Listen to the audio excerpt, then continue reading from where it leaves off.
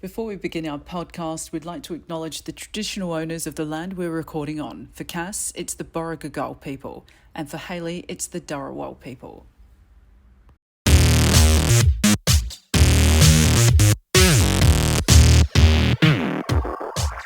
Okay, everybody, and welcome to this week's episode of Drag Me Out. I'm Cass. I'm Hayley. And you're going to listen to us waffle on for a little while. Yeah. So, Hayley. Yes.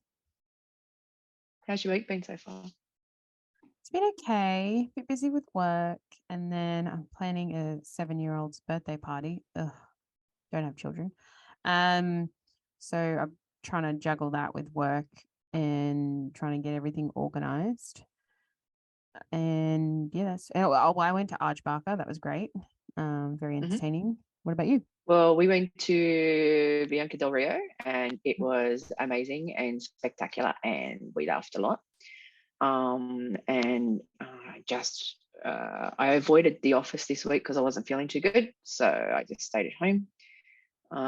Had a bit of a swim today, went to my chiro, did a couple of other things. Full disclosure to everybody, the day we're recording this is the day that Queen Elizabeth II has passed away.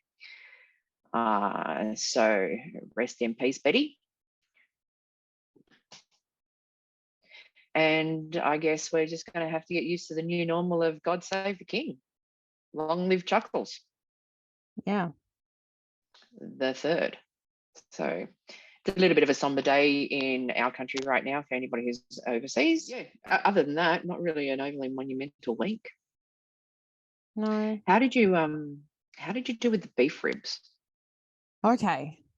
So we were in a rush because they took forever to bring out the meals, but I could order via a QR code. So didn't have to fight a waitress. But when they did bring it out, he kind of looked at me funny, like, the children's beef ribs? I'm like, yes, that's mine. Thank you. And it was 2 rib bones and then like really meaty ends. So it was more like 3. I got through maybe about, I don't know. I didn't even eat any of the chips. I had maybe 1 rib, maybe.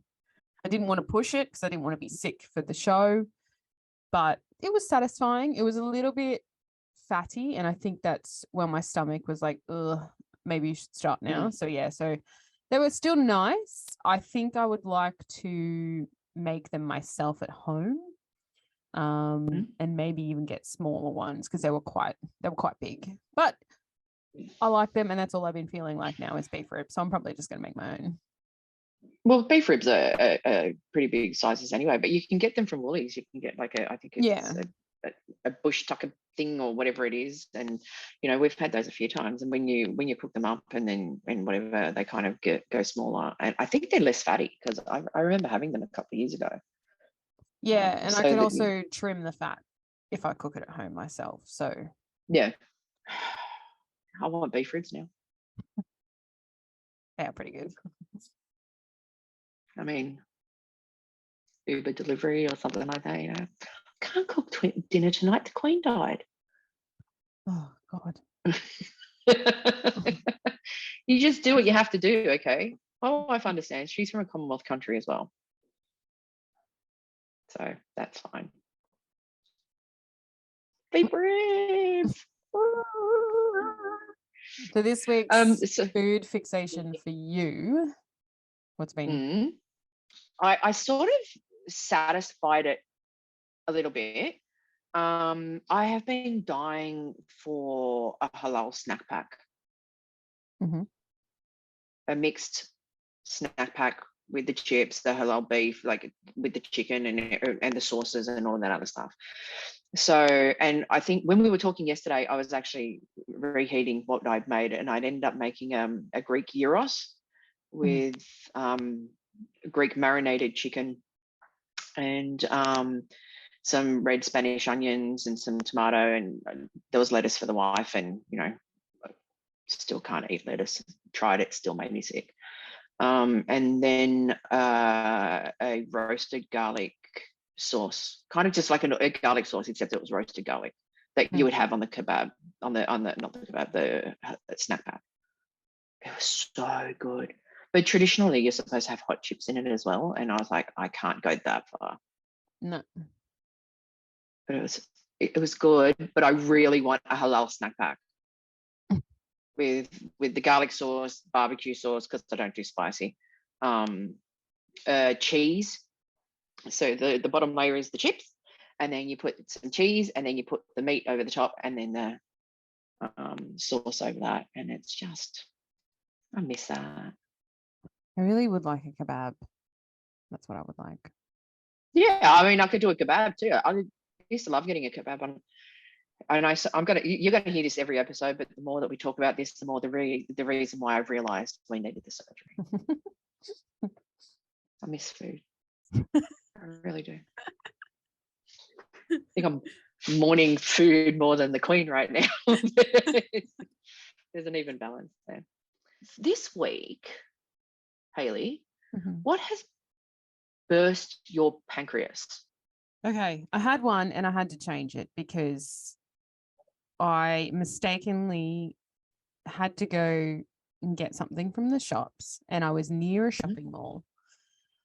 And I was like, all right, I'll just duck in here. And shopping malls shit me in general. There's lots of people. I don't like people. And there's, not only do you have to go through this parking like structure, something from Pan's Labyrinth, where you need Sacagawea and a compass to navigate. If you don't know who Sacagawea is, watch Night in the Museum for historical accuracy. Anyway, so, and then you look for a park like you're a lion looking for its prey, and you creep up behind people and you wait and you see, oh, you getting in that car? Oh, no, you're just putting stuff in the car and leaving. Yep, thanks for letting me know. Okay, thanks. And then you finally snag a park, and it's, miles and miles away from any entrance. And then you get into elevators, which I just assume that they're giant germ boxes now because they're just breathing on the back of the neck as they're traveling up.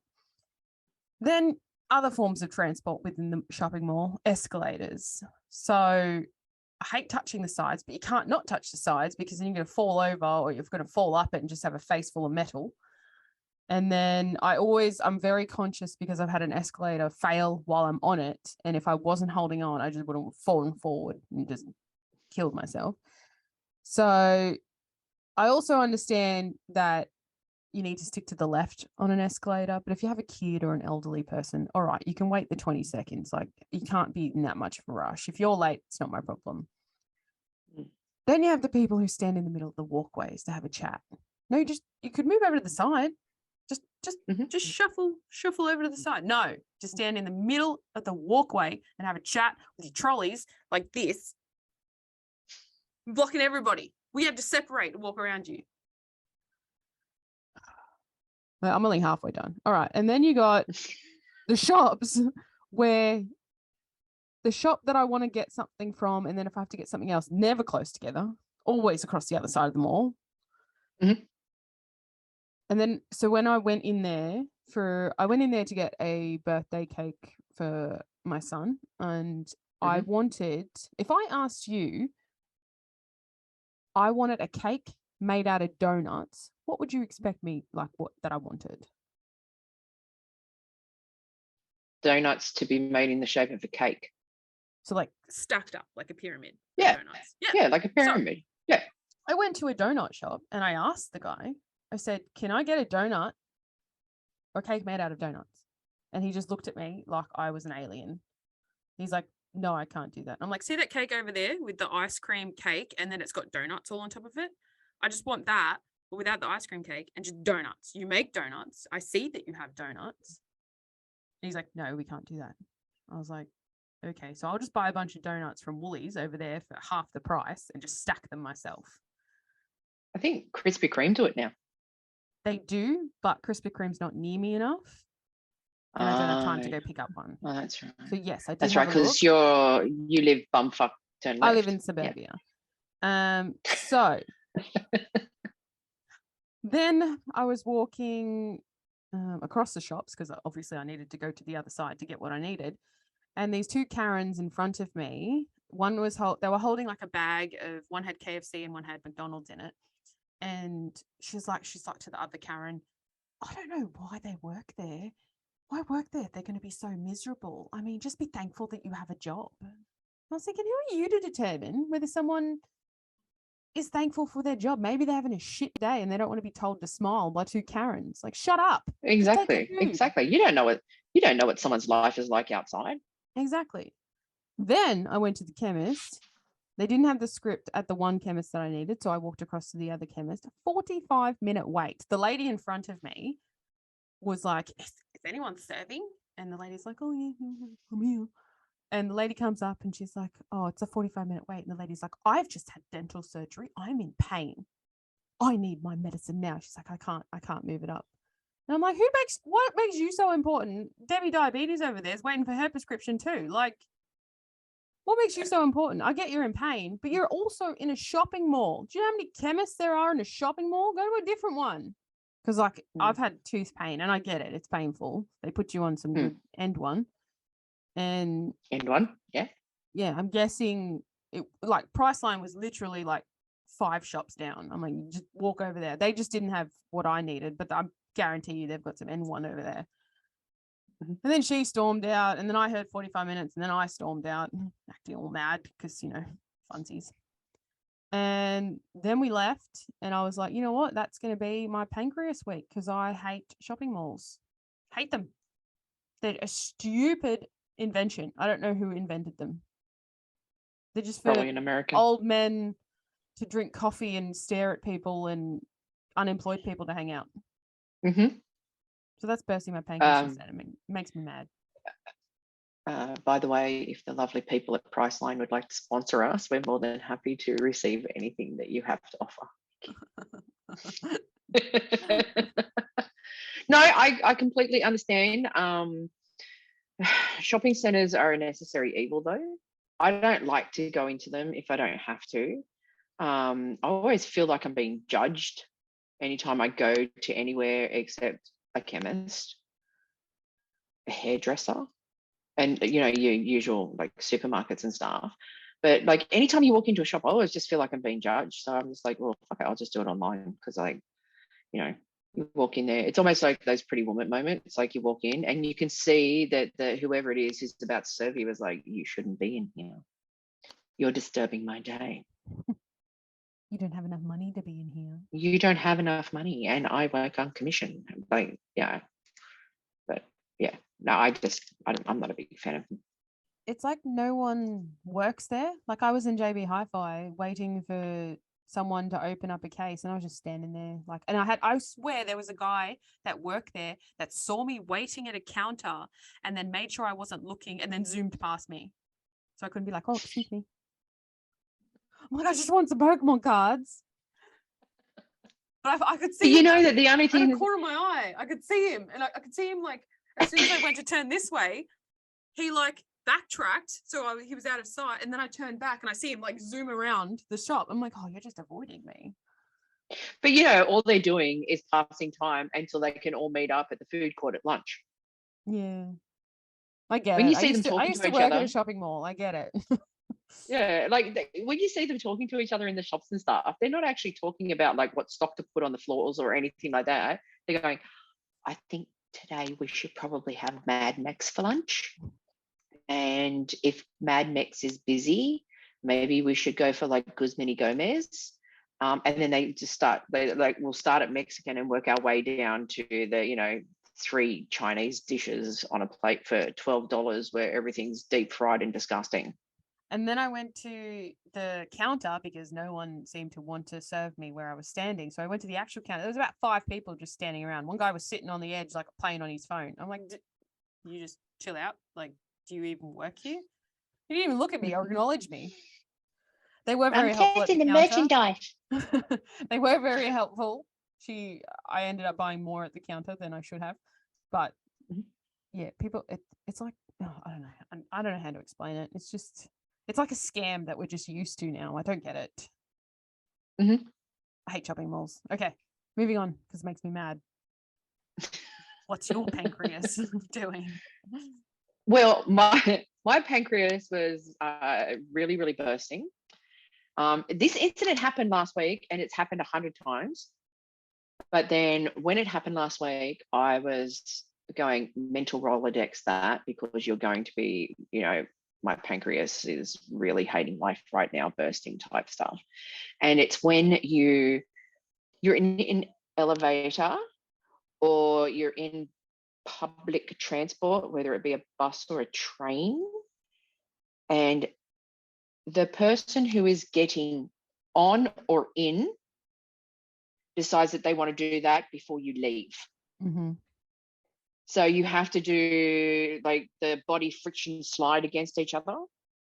There is an etiquette to this kind of stuff. And you mentioned it on the escalator that, you know, you stay left and all of this other stuff. In order for you to be able to get into the lift, onto the bus, onto the train, there needs to be space for you. I'm creating the space by getting off. Mm-hmm. Right? So why don't you let me create the space for you so I can come in? And I now get to the point where if the person walks in as I'm trying to get off on like ground floor or whatever it is, I go like this, I go, would you want to wait? Because, you know, I actually need to get out in order for you to get in. I don't like it. Wait your turn. We're going back to the wait your turn thing from a couple of weeks ago. Yeah. Wait your turn. You know, it's up there with the person who continually presses the button to get the lift to come. I've been standing there. The little light with the down or the up is lit. I'm standing there waiting for the lift. And then some rando person walks in and then just starts doing this on the button. It's like, I didn't think of doing that. I've just been standing here the whole time waiting for your presence. Like, I don't get it. And then they do it at like the traffic lights, the pedestrian crossing and stuff. You know, you're standing there, you've hit the button. They can see that you've hit the button. And then they walk up and they go like this. Why? Because it goes faster. But it doesn't, because most of the time, the traffic lights with the pedestrian crossing, the traffic lights are timed. Yes, correct. I like to Right? make a comment, like whenever they do, if they've seen me hit the button or I'm standing like next to the pole, Oh, I didn't I'm think waiting. to do that. My general reaction is oh, if you hit it, it comes faster. That's my general reaction. But I don't get it. They can see the elevator doors open. I'm standing there, like there's maybe one or two other people in the elevator, but I'm standing at the door ready to get out. And then they want to push past me. And it's not like the elevator doors are like 3 or 4 meters wide. Like they're usually only big enough for 2 people to go through, like past each other. But usually, and usually the person who does it the worst is the one that's got like fully laden with like shopping bags and stuff. Yeah. So you're trying to get out to actually give them room to get in because they've got all like, fuck. Fair enough. The ones that put their hand across the doors, but then step to the side. So because elevators do shut quite quickly. Yeah. Like I'll allow that. You're great. You're a good person. But don't, and then, or they don't do the arm thing. They stand in the doorway with their back to the door to like keep the sensor from having the doors closed. But you're still having to do that awkward friction bypass thing to try and get out. Yeah. You know, it's like when you come down in an elevator and it's a full elevator and you're like, it's 5 people deep and you're in the middle and, you know, they've all crowded you in and you're going to be the first one to get off. So usually what I do, the floor, when you can see the floors and stuff, I usually start doing the, excuse me, this is my stop. And then they don't move. And then like, you're trying to get past them and they're like, oh, and you're like, and I'm standing there going, I said it 1 floor ago. Like, excuse me, this is my floor. Like, what the hell? And worst offenders of it also are people at fucking Costco with the big trolleys. You know, I was in an elevator at Costco a few weeks ago, and it was the one time where it went right. And because you know how you get in one side and you come out the other, like when whether it's from the car park or from the shop itself. And what it was there was only allowed to be, I think it was 6 people in the lift. So we literally had 2 lines, 2 trolleys. It looked like a racing car grid at the beginning of a race, right?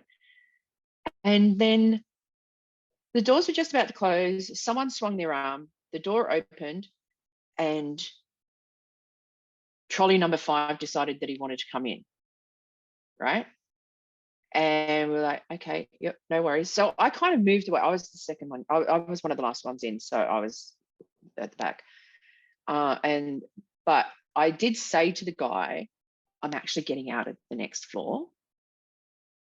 And then he just looked at me like I had 3 heads and totally disregarded what I said. And then what ended up happening was the doors opened, and it was like a derby type thing where I was just like pushing carts out of the way so I could get my stuff out. It was stupid. Like, people need to go to elevator school. Yeah, or just common courtesy school.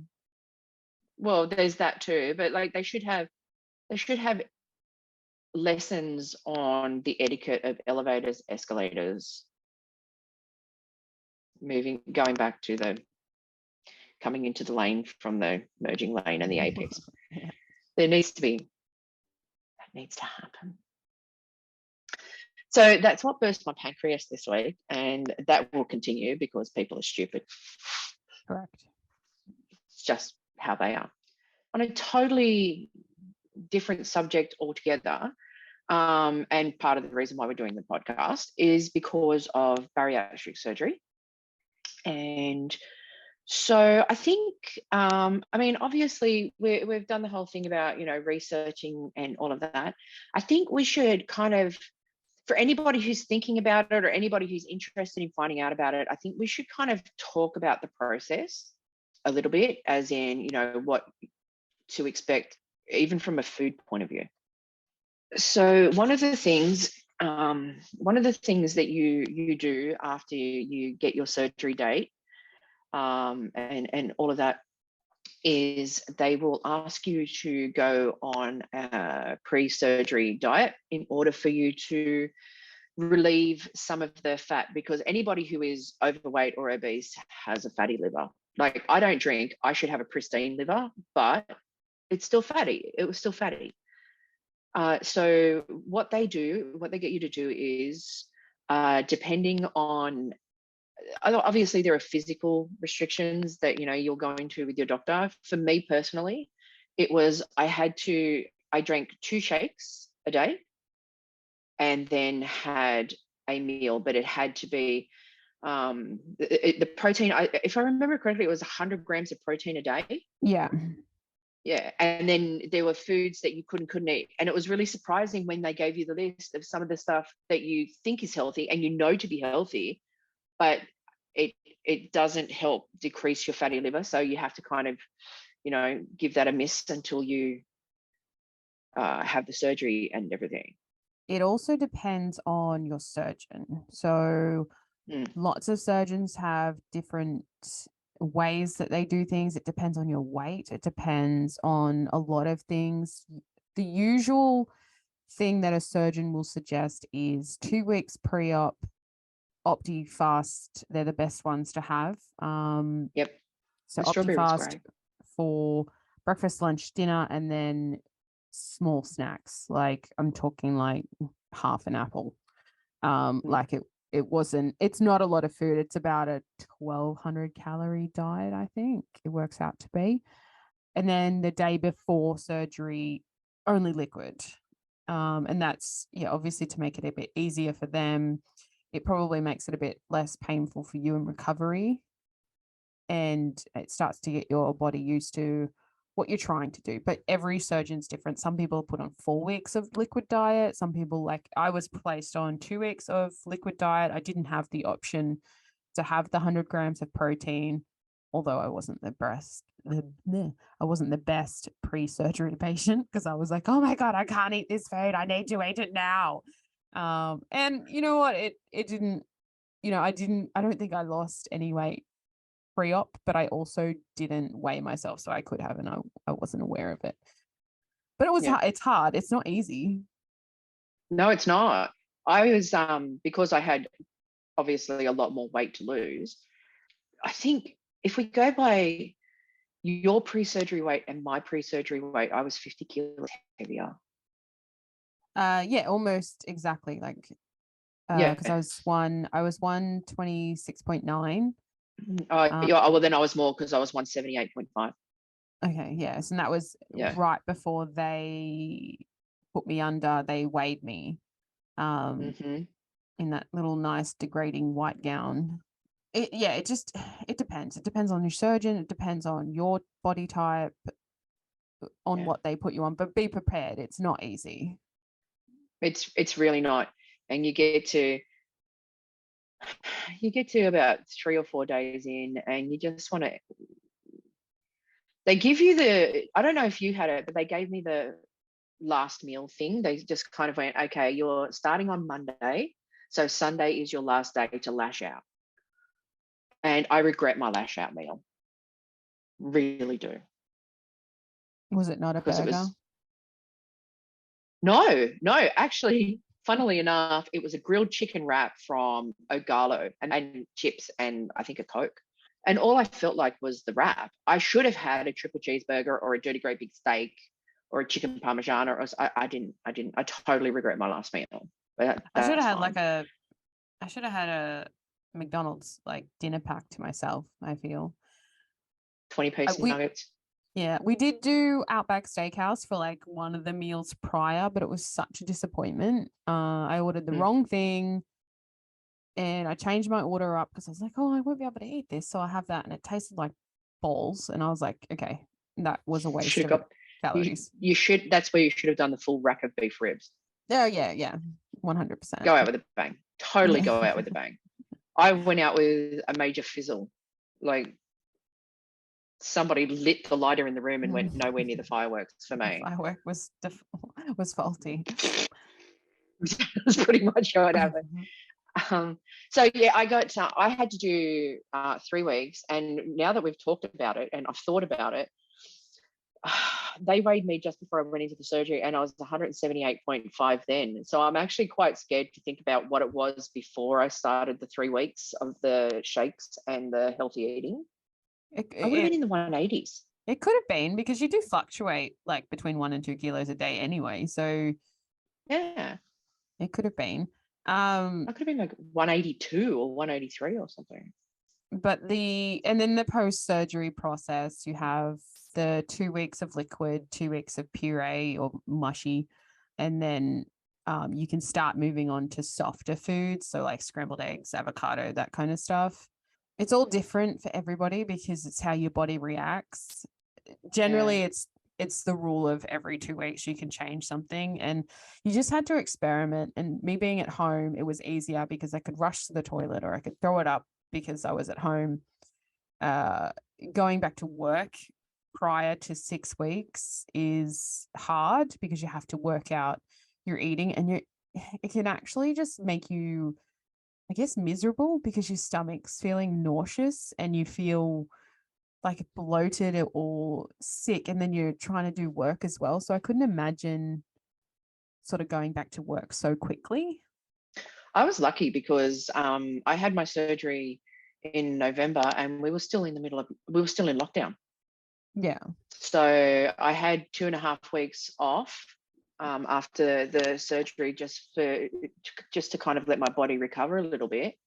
And then I just got to work from home, so I didn't have to worry. But then my bosses at the same time, they were going, if you're required to go back into the office for 2 days a week, you won't have to, because I pretty much had to isolate before the surgery, obviously during the surgery, during the recovery, and then after it. So I didn't end up getting really sick with COVID. And then we went to Queensland Christmas, New Year, and then I got COVID, which was no fun because I was already nauseous anyway from the surgery. But that's a totally different story. But the thing with the liquid diet and the soft food diet and all of that is, and this is for everybody who's listening and thinking about it, if your surgeon is any good, and I've actually looked at some of the Facebook things and their surgeons sound rubbish. Yeah, I agree. like really rubbish. If your surgeon's any good, they'll provide you with a pre-surgery meal plan, the do's and don'ts and all of that. And they're also going to give you what the 2 weeks, 4 weeks, 6 weeks is going to look like. And they say to you that you should think about either pre-buying or pre-making, so you don't have to worry about it after the surgery. I had no intention of it because I already quite knew anyway, but I had the sneaking suspicion that I probably wasn't going to appreciate anything anyway. No, and your taste buds change as well. So generally it's between 3 and 5 things. So on the 2 weeks that you start to go into mushy food or blended foods, you're only going to eat a range of 3 to 5 things that you're going to like, and you're going to find something, and then you're just going to eat that nonstop for 2-3 days, and then you're going to find something else because you know that you can eat it. So mine was baked beans. I ate baked beans out of a coffee cup for probably 4 to 5 days. And I also got the mashed potato from Woolies that was already pre-made, and I would put that on top, and that would be my meal. Like, and even then I got sick of it, and then I would change to something else. But you find things that you can just stomach because you don't want to eat. You're hungry, but you don't want to eat because you're just waiting for your stomach to be like, oh, no, I'm going to throw that up. But yeah, so I found pre-buying any food, chances are you're just going to waste it. You just have to wait because everybody's different. Yeah. Mine was, I've only just come back into mashed potato family this week because I couldn't eat it. It was too stodgy. And then I made something where mashed potato, and I thought, oh, I'll make it, and if I don't like it, the missus can have it. And then I just had a little bit, so I'm kind of slowly graduating back in, but I couldn't do it. So my go-to was heated up the little tins of spaghetti and the plastic sliced cheese. Yeah, I did have a couple of days of that. That actually got me through about a month. I was doing that every day for a month. So, there were just little cans of spaghetti all through the cupboards and everything because it was the only thing that I could eat. And then I eventually got onto it. But once you get through the liquid stage after the surgery, you move into the soft, mushy food stage, which is generally blitz it, blend it, whatever it is. If it fits through a straw, you can have it. Well, shit, I can make anything fit through a straw. Exactly. And I still had baked beans on the soft, mushy food side because if I did blend it, I could fit it through a straw. So I would just chew the shit out of it, make sure it was real mushy, and then swallow. Like I still lived on. I lived on baked beans for probably same like 4 weeks, because I was just scared to have anything else. Eggs, people tend to go a bit funny with. I did. Either you like them or you hate them. I'm like that with chicken at the moment. I've talked to you about that before. I'm just hit and miss with chicken. I can't. I'm more craving like beef and pork, like just on that side. I'm not chicken at the moment. Yucky. Well, I'm pretty much chicken all the way. But when I got to my darkest, thinking, God, I'm going to have the rest of my life eating heated up tin spaghetti and cheese slices, that's when I just kind of threw caution to the wind, and I got a little tiny lamb steak, and I cooked it up, excuse me, with some green beans, and put them into a coffee cup and filled it up halfway because that's all you want to eat at that time. And I I think I had it with tomato sauce, ketchup, whatever you want to call it. That worked for me, and I cried because I thought, yes, I can at least eat red meat. And then, slowly worked my way back into the chicken. And I would say out of the 7 dinners that we have a night, 5 of them would easily have chicken in it. But right now I'm stuck on hummus and lavash crackers. And that's just what I've been like. I'll have that for dinner. That's what I graduated. That's what I graduated to from the sliced cheese. The little packs where you can get the little square of cheese and like a rice cracker. Like that's my go-to. That and the little I don't know if you've seen them at Woolies. Oh, they've got them at Coles too. The small little cube cheese and the little tiny pretzels. Those Yeah, packs. It's got rice crackers, cheese, and little Twiggy sticks. Yep. They're my go-to, but I had them for so long. Now I'm like, no, thank you. So I'm on to hummus now this week. I'm off chicken. I have a really tiny portion of ribeye every now and again, and I'll eat a bite and then I'll go and do something and then I'll come back and I'll eat it. It's soft, it's cooked, like it's not cooked all the way through, so it's not tough. And I can, if as long as I don't eat it all in one sitting, I'm okay. Like as long as but they do say the rule is anything after 20 minutes, stop eating. Because that's how you can actually stretch your stomach back out. Grazing is another thing that they don't suggest, because you can stretch your stomach back out. They say a lot with like soda and like sugar-free soda not to have, but it helps me burp, which makes me feel better. So what is your, well, I always say, if I'm not sitting on your face, my weight is none of your business. But in this topic, what is your current weight? I weighed myself yesterday. I am 125.6. Nice. So I'm mathematics. Maybe 52, nearly 52 kilos, something like that. Yeah. But I'm noticing it in the clothing though. Mm-hmm. And when I had to have a chat to my dietitian and my surgeon and stuff, they pretty much said, because I've become more active and I'm swimming a lot and everything, obviously the muscle is going to build up, which, you know, don't ever pay attention to the scales, people. You pay attention to your clothes and how you feel. Your clothing is going to be your ultimate way to know that you're doing what needs to be done. Yeah, I agree. Because even that Trixie and Carter jumper that I bought was tight, and now it's loose. So I noticed it more in my clothes. My current weight, I weighed myself Monday or Tuesday, and I'm 103.5. Oh, nearly in the double digits, girl. So I can taste that. Taste it.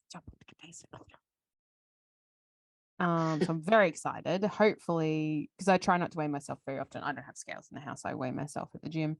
I try not to weigh myself weekly because it just irritates me.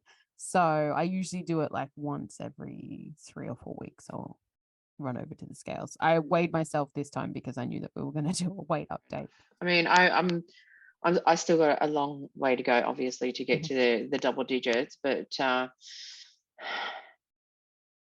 neck's looking a bit loose.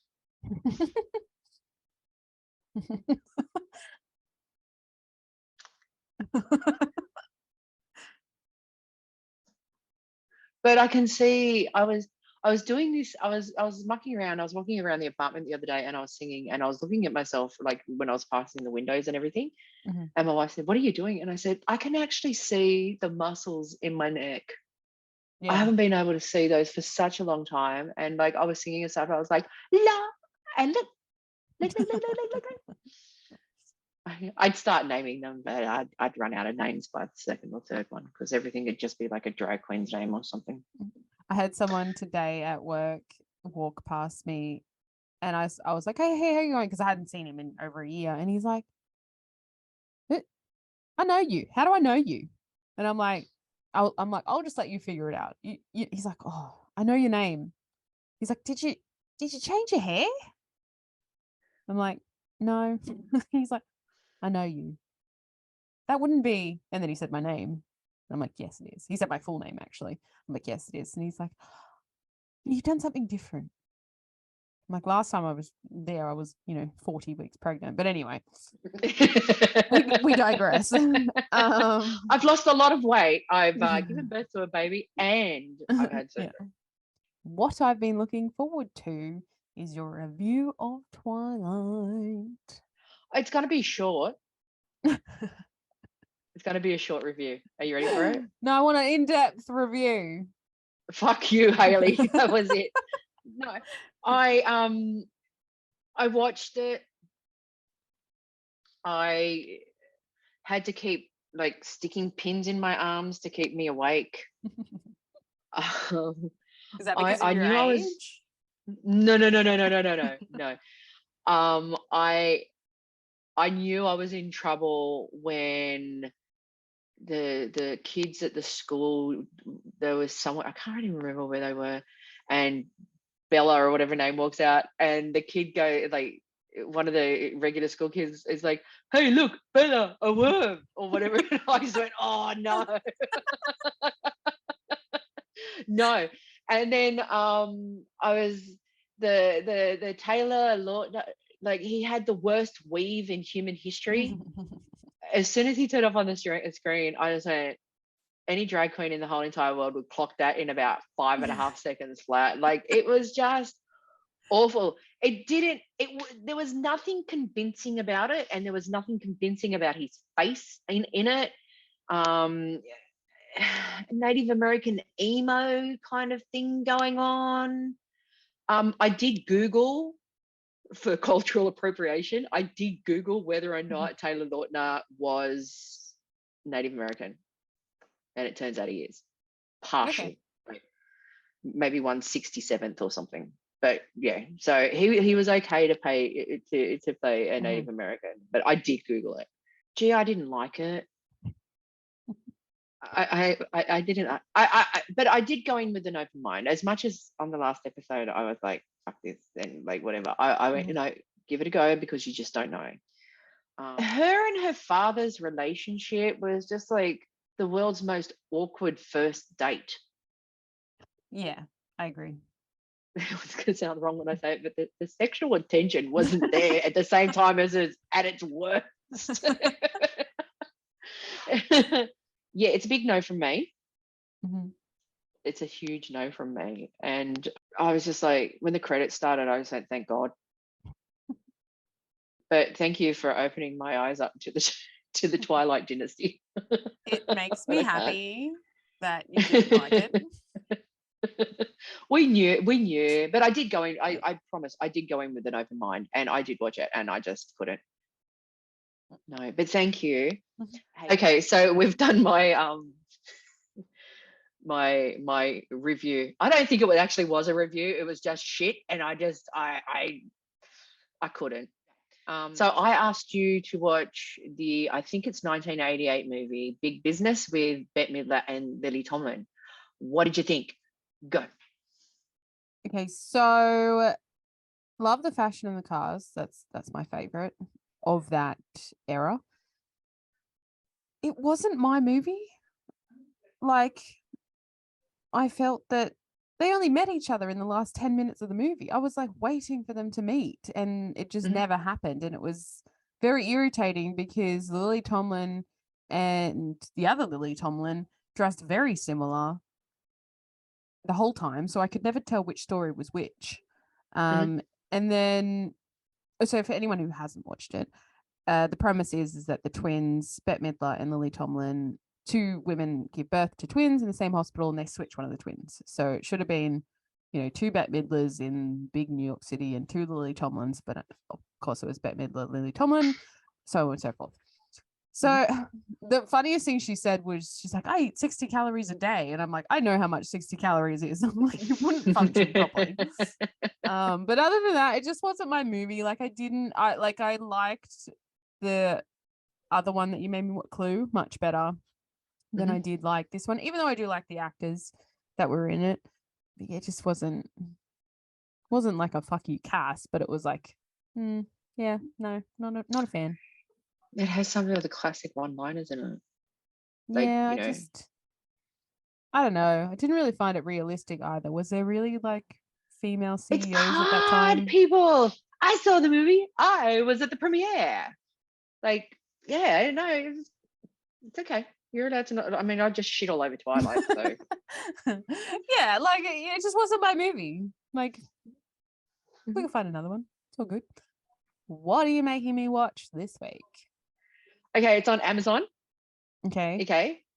It is, I think it was made in 1985. Okay. I know it's free because I just rewatched it the other night because when I was going through it, I just went, oh. It is the movie Girls Just Want to Have Fun Okay. with Sarah Jessica Parker Mhm. and a very, very, very young Shannon Doherty. Ooh, okay. I don't really like either of those actresses, but Uh-huh. Mm-hmm. I'll deal. Okay, so Mm-hmm. Amazon Prime, Girls Just Want to Have Fun. Okay. It's a dancing movie. They dance. They fancy. They dance. Is it a musical?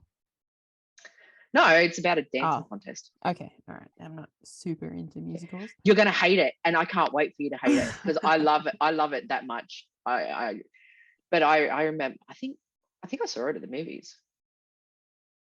Okay, so, and you may have seen this Yeah. one. If you have seen this one, I have other options. Uh-huh. We're going with the same similar, not vampire theme, but supernaturally kind of thing, because I know that that's your thing. My least favorite genre. Fantasy and supernatural. Yeah. Go. It's still a cult classic. I still have some cult classics in mind. Did you research it on Google to find out if it was a cult classic? Yep, I Wikipedia'd it.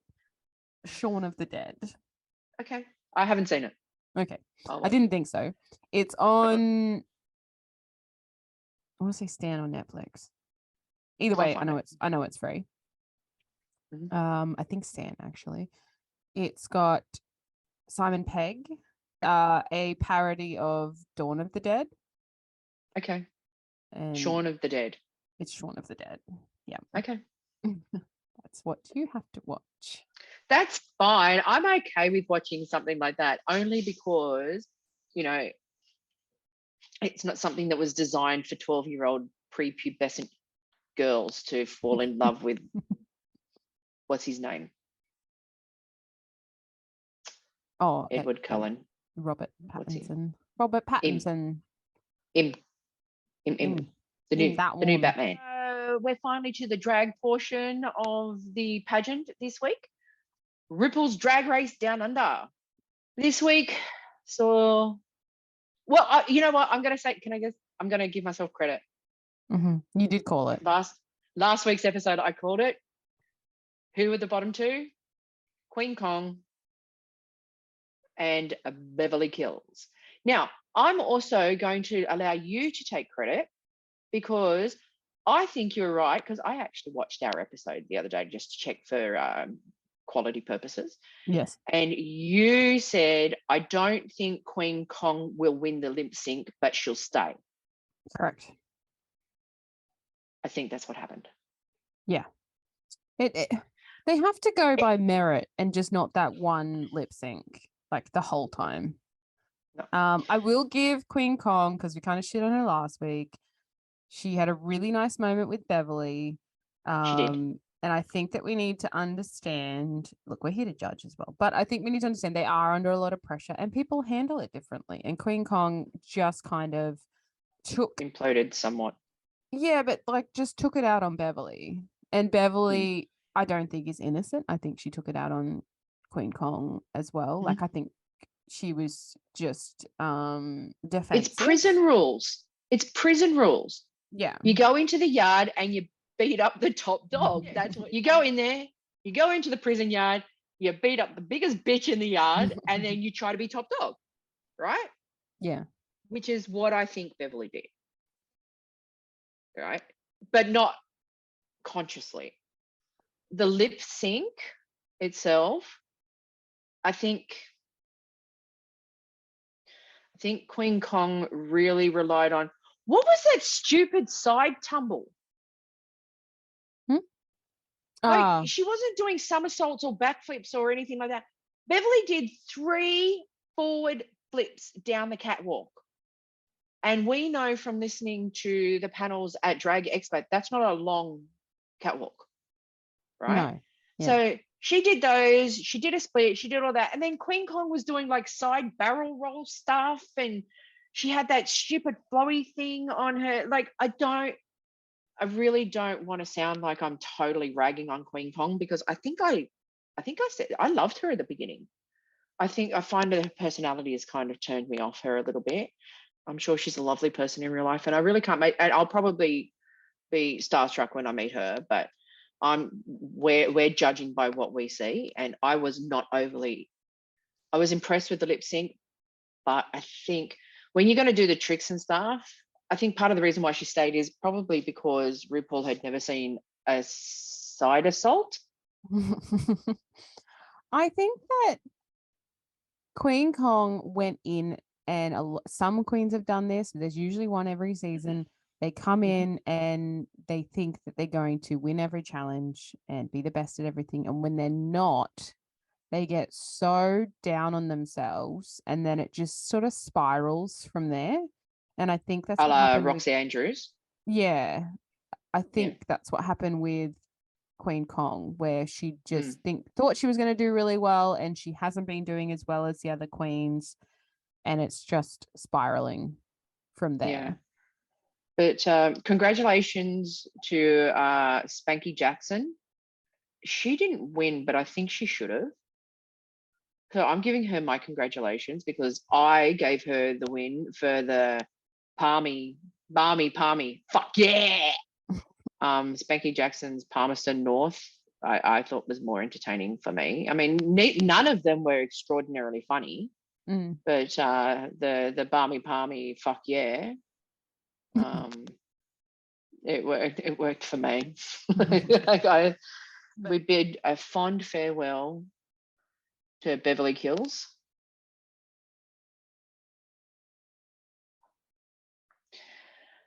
And we have our top four, which is Spanky Jackson,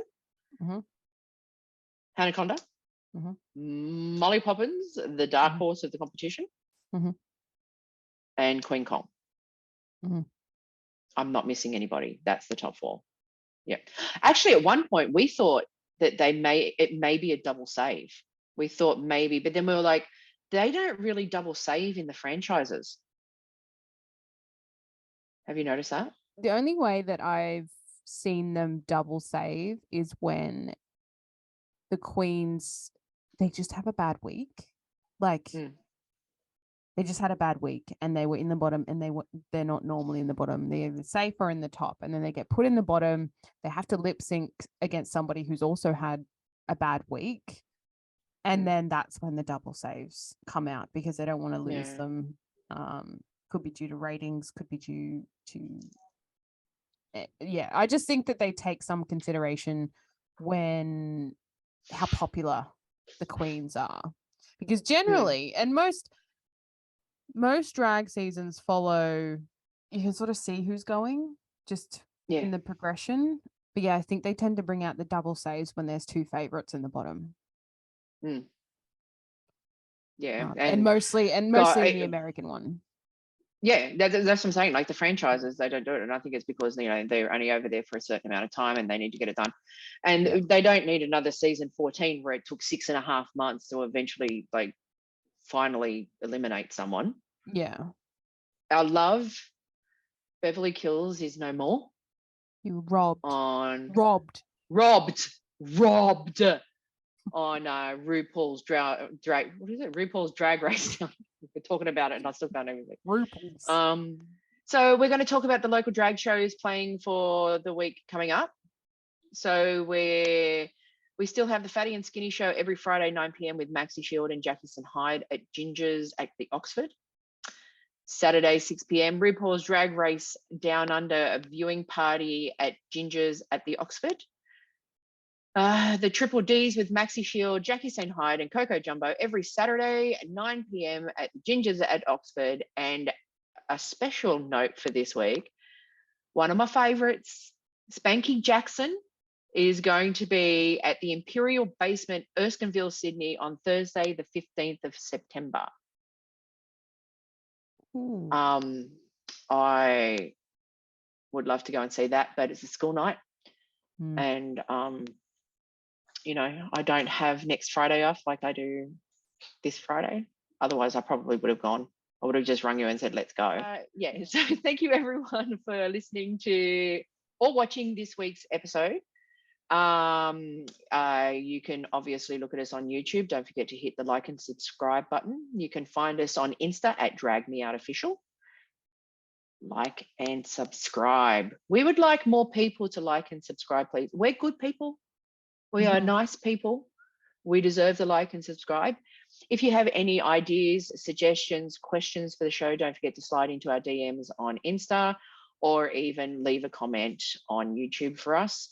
Any up and coming drag queens, if you would like to come on and plug your show or give us some kind of interview, or if you just want to talk about drag in general, please don't hesitate to hit us out on Insta at DragMeOutOfficial. And you can probably hit Hayley or myself up on our individual Insta accounts as well. So thank you for episode 4 of Drag Me Out. And I guess we'll see you next week. Bye. Bye.